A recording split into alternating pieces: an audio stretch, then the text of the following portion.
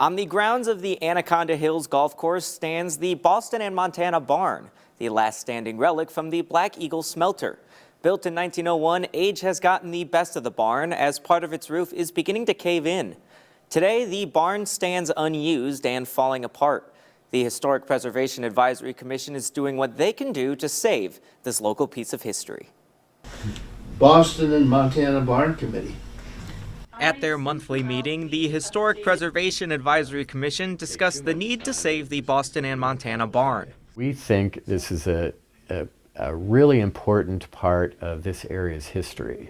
Richard Ecke is the chairman for the Save the Barn Committee. He is spearheading an operation to raise money for the barn and to turn it into a worthwhile historical site.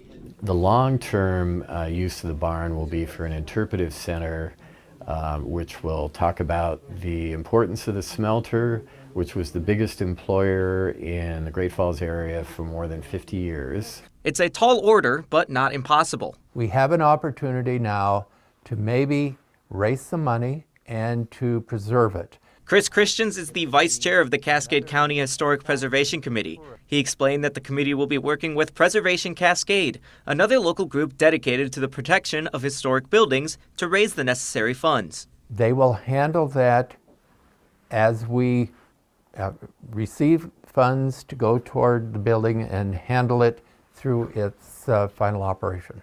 The Historic Preservation Advisory Commission is optimistic about the fundraising efforts and think the community will do their part to support such an important piece of local history. We think it's a very interesting building. It's not in very good shape right now, but we hope that people will respond and donate. We hope to start the fundraising in March. The Historic Preservation Advisory Commission expects the cost of saving the barn to be between $500,000 and $600,000. If they are unable to reach these goals, they will still try to save a portion of the barn, which would still be expected to cost around $300,000.